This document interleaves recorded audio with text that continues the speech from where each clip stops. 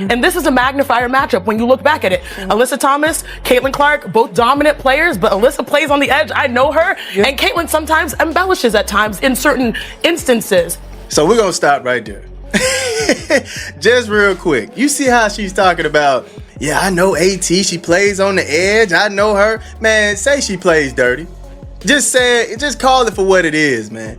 We saw what she did to Angel. We saw what she did to Cameron Brink. We saw what she did to Feed.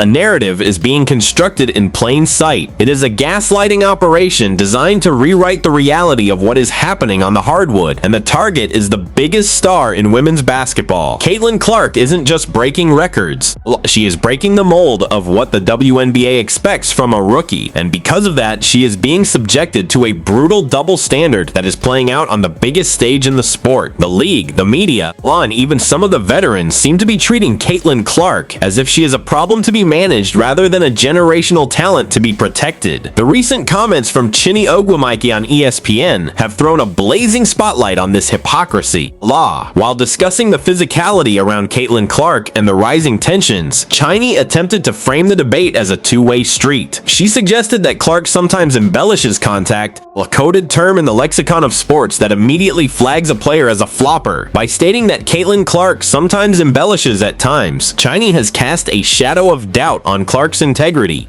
attempting to neutralize the very real narrative that Caitlin Clark is being physically targeted. It's a classic deflection tactic, blaming the victim of the violence for the violence itself. By invoking the name of Alyssa Thomas, a known physical enforcer, Chiney attempted to protect Thomas by painting Clark as the manipulator. But the evidence doesn't lie and the film doesn't lie. Caitlin Clark is not embellishing, she is surviving, and the attempt to paint her as a flopper is nothing short of a disgraceful lie. The damage of Chiney Ogwumike's words is not just an idle opinion. It is a direct attack on the perception of Caitlin Clark's character. To call Caitlin Clark a flopper or to suggest she embellishes is to assert that the physical abuse she is suffering is fabricated. It ignores the reality of Alyssa Thomas's play style, a physical force who plays on the edge, as Chiney herself admitted. But that edge is often a line that Alyssa Thomas crosses with impunity.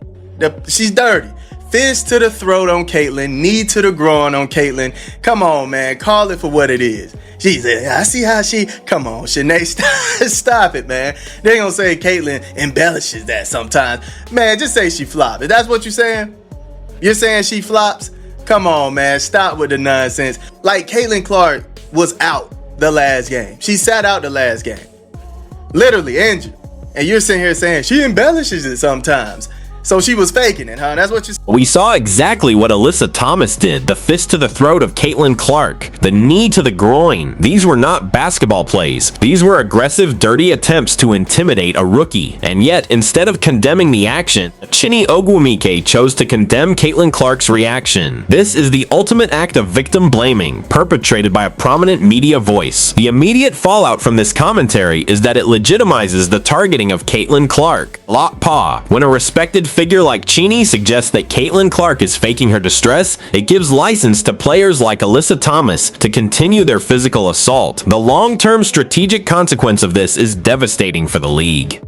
If the narrative sticks that Caitlin Clark is a flopper, the referees will stop calling fouls against her. They will believe she is exaggerating, just as the analysts suggested. And if the officials stop calling fouls, Caitlin Clark will lose her greatest weapon, the ability to get to the free throw line and control the tempo of the game. She is being forced to fight the physicality of players like Alyssa Thomas and the narrative manipulation of the media simultaneously. It's a war on two fronts designed to neutralize the threat Caitlin Clark poses to the established order. Alyssa Thomas is allowed to play on the edge, but when Caitlin Clark absorbs that contact, she is accused of embellishing. The hypocrisy is staggering. It speaks to a deep-seated bias where the established veterans are given the benefit of the doubt while the new star is systematically torn down. The crux of this controversy lies in the psychology of the league. The WNBA has always been a physical league, but the arrival of Caitlin Clark has brought an unprecedented level of scrutiny. Players like Alyssa Thomas are used to playing on the fringes of the rules, relying on veteran intuition and the don't call a foul on a superstar mentality that plagues the NBA. However, Caitlin Clark represents a new era. She is a shooter who relies on movement and space, not just physicality. She forces defenders like Alyssa Thomas chance to adapt, and when they can't, they resort to dirty plays. But instead of acknowledging this, Chiney tried to rewrite the narrative. Different and freeze frame. Yeah. Sydney, oh my goodness. Issue here is that, like, in that situation, if you're watching it in real time, both players who are known to make their issues known got up and kept going. That was and so that's why I have a problem, because if you're looking at the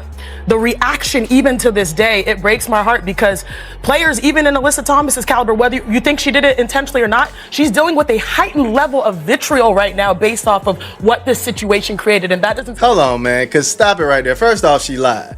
Well, the claim that Caitlin Clark got up and didn't react to the brutal play from Alyssa Thomas is simply false. It's a lie designed to paint Clark as a passive participant in her own abuse. The film shows Caitlin Clark immediately holding her hand up to the ref, pleading for a call. She looked at the coach, she pointed at the official. Caitlin Clark was furious, but she was composed. She didn't get down in the mud with Alyssa Thomas, she didn't swing. But to suggest she showed no reaction is to gaslight the viewing public. Well, it reveals a clear agenda by Chiney Ogwumike to protect Alyssa Thomas at the expense of Caitlin Clark's credibility. Compare this situation to previous league eras. In the past, rookies expected to earn their stripes. But the physicality directed at Caitlin Clark is unprecedented. We've seen flagrant fouls, eye gouging, and deliberate attempts to injure. Caitlin Clark is going through what no other player in recent memory has endured, and instead of empathy, she gets gaslit. While Chiney claims to break for Alyssa Thomas in the vitriol she faces, where is that same heart for Caitlin Clark? Caitlin Clark is the one lying on the court while the commentators debate if she faked it. Caitlin Clark is the one who sat out the very next game due to injury, the direct consequence of the physicality she is facing. Yet Chiney Ogwumike asked for no sympathy for Caitlin Clark, offering none for the girl who took the fist to the throat.